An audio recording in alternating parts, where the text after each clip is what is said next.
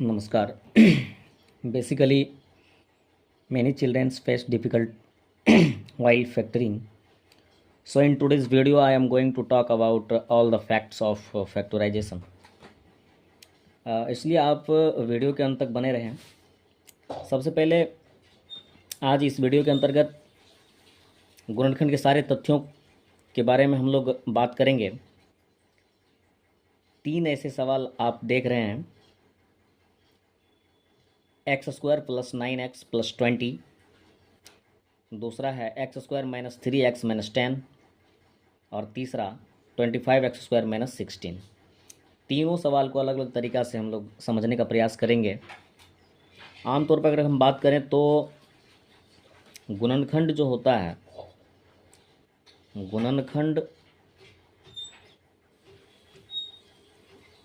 का मतलब अगर हम कहें तो तोड़ देना, तोड़ देना.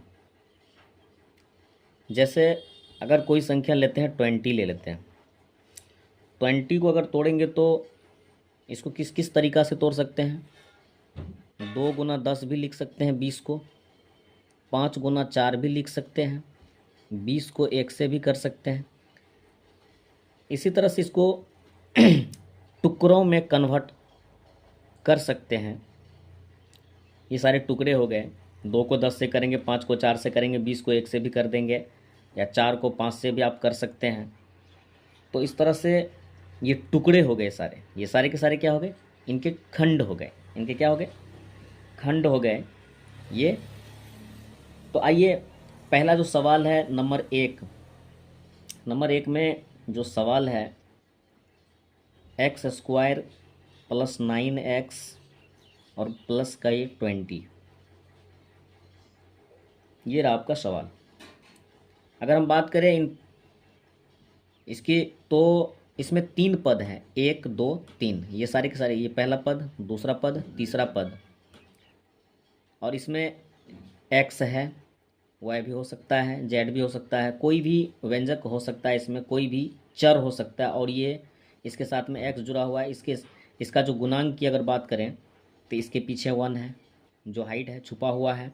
और इस x का गुणांक 9 है और ये अचर पद है.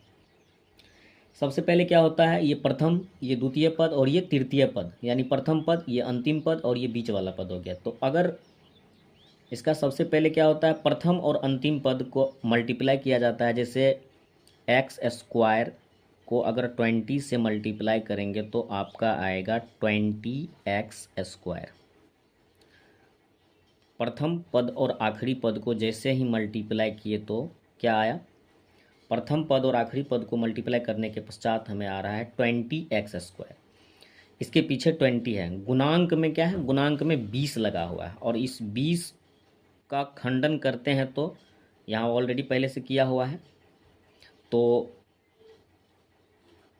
20 का वैसे पुनः करके देख लेते हैं हम लोग. 10 आया और करेंगे तो इसका 5, तो 2 2 और 5 आ रहा है. बीच वाला जो पद है 9x, आप देख रहे हैं बीच वाला जो पद है इसमें 2 होता है.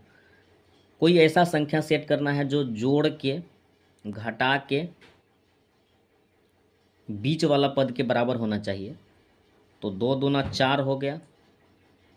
एक संख्या 4 ले लेंगे और एक संख्या 5 ले लेंगे. अगर दोनों को जोड़ेंगे 4x प्लस कर देंगे. यहाँ पे घटा भी सकते थे इतना करने के लिए, लेकिन हमें जोड़ना ही पड़ेगा यहाँ पे, क्योंकि 5 को और 4 को जोड़ेंगे तो हमें मिल जाएगा 9x.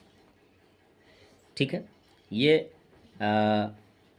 सिचुएशन के अनुसार देखा जाता है कि इसको जोड़ना है या फिर घटाना है. और जैसे ही इस 4x और 5x जो लिए हैं इसको अगर गुना करेंगे तो अंतिम और शुरू वाले पद के गुणांक के गुना के बराबर होना चाहिए. 4 पंचे होता है 20, x को x से करेंगे तो x², यानी 20x² जो ये आया है गुना करके ये इसके बराबर हो गया. और जोड़ने के बाद जो है बीच वाले पद के बराबर हो गया. तो ये अब 3 से हो गया 4 पद.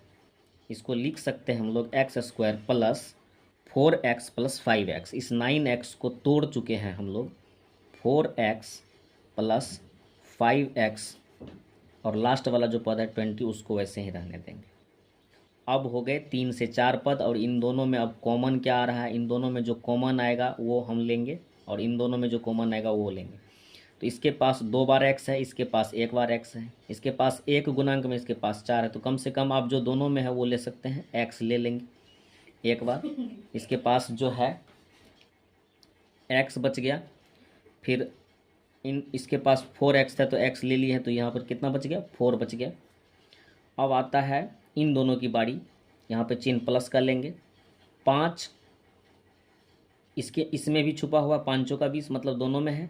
x इसके पास है, इसके पास नहीं है, तो x आप नहीं ले सकते, लेकिन 5 तो ले सकते हैं क्योंकि ये गुना में है। 5x था तो 5 ले चुके हैं, तो x इसके पास बच गया। उसके बाद जो है प्लस का चिन्ह होगा, 5 को कितना से मल्टीप्लाई करेंगे, 4 से, 5 का 20। अब देखिए ये दोनों बॉक्स जो है आपका सिमिलर हो चुका है, एक जैसे हो गया, एक समान हो गया है। और जब तक दोनों बॉक्स एक जैसा ना हो तो आप नहीं कह सकते हैं कि आपका सवाल सही बन रहा है। ये दोनों बॉक्स एक जैसा है, इसलिए दोनों में एक कॉमन आ जाएगा, x + 4 एक बॉक्स उठा लेंगे यहाँ से, और इस बॉक्स के बाहर x था तो x ले लेंगे, इस बॉक्स के बाहर जो है आपका 5 है तो 5 ले लेंगे, और यही आपका हो गया आंसर। दूसरा जो सवाल है आप देख सकते हैं 2 नंबर में, 2 नंबर में कहा जा रहा है x² - 3x - 10। सेम फंडा है यहाँ पर भी, शुरू वाले और अंतिम पद को अगर जैसे ही मल्टीप्लाई करते हैं हम लोग तो x² गुना माइनस का यहाँ पे 10 होगा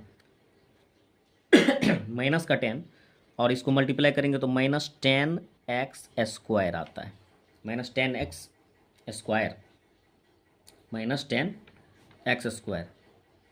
-10x² आया, ठीक है, -10x²। अब इसमें 10 है तो 10 का खंडन कर लेते हैं, 2 से 2 5 जा 10, यानी 2 और 5 आया।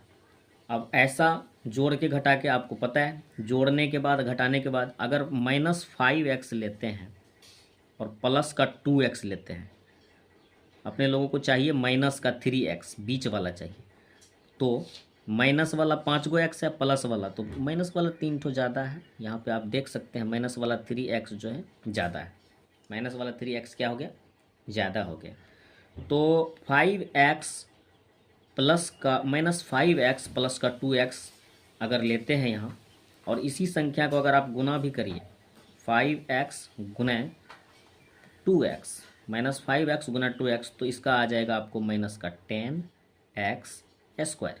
-10x² आता है। तो अंतिम वाले पद के गुणांक के बराबर हो चुका है, तो इसको इस फॉर्मेट में हमें लिखना पड़ेगा। 3 से 4 4 करने के लिए x² -5x + 2x - 10, 3 से 4 हो चुका है और इन दोनों में कॉमन आएगा, x कॉमन आ रहा है तो इसके पास 1 बार बच गया, माइनस देंगे, x था ले ही लिए हैं, अब तो यहाँ पे 5 बचा। उसके बाद प्लस लेंगे, यहाँ पे 2 देख लीजिए, 2 से डिवाइड हो रहा है, 10 भी, x इसके पास है, इसके पास नहीं है तो आप x नहीं ले सकते हैं, लेकिन 2 तो ले सकते हैं, 2 लेंगे, इसके पास x बचा, और प्लस और माइनस को जैसे ही मल्टीप्लाई करेंगे तो माइनस आता है, 2 5 या 10 होता है, 2 5 10 होता है, 2 5 10 होता है। अब ये आ चुका है दोनों बॉक्स सेम। अब यहाँ पे इन दोनों में से एक बॉक्स ले लेते हैं, यहाँ x - 5, और ये जो है आपका x + 2 आ जाएगा, इसके बाहर था, इसके बाहर था तो इसको एक बॉक्स में, तो ये भी आपका सॉल्व हो गया। अब आती है बारी तीसरे नंबर की। आप देख सकते हैं यहाँ पे तीसरा नंबर जो है, तीसरा जो नंबर है आपका 3 नंबर की अगर मैं बात करूँ तो 25x² - 16, इसको अलग तरीक़ा से हम लोग सीखेंगे। आप कह सकते हैं 3 को अगर स्क्वायर करेंगे 3 का तो 9 होता है, 4 का स्क्वायर करते हैं तो आपको 16 मिलता है, 5 का करते हैं तो आपका 25 आता है। तो इस फॉर्मेट में हम इसको ढालेंगे। आप अगर यहाँ 25 को अगर 5x स्क्वायर लिखेंगे तो ये इसका दूसरा रूप हो गया, और 16 को आप लिख सकते हैं 4x स्क्वायर। आप इसको इस रूप में लिख सकते हैं। 5 को 5 से करेंगे तो 25, x को x से करेंगे तो x स्क्वायर, यानी 25x स्क्वायर को आप इस रूप में लिख सकते हैं, बीच में माइनस का चिन्ह है। 16 को आप 4 का स्क्वायर लिख सकते हैं। अब यहाँ पे जो है a और ये b, इसको a मानते हैं, इसको b मानते हैं। आपको पता होगा, आप पिछली कक्षा में पढ़े होंगे, a square minus b square जो एक फॉर्मूला होता है, इसका होता है a minus B into A plus B. ये फॉर्मूला है। अगर इस रूप में रहेगा तो हम इस रूप में इसको लिख सकते हैं, बराबर के रूप में। तो ए बी, ए का स्क्वायर बी का स्क्वायर, तो आप एक बार इसको लिख सकते हैं 5x माइनस 4, और एक बार लिख सकते हैं 5x प्लस 4।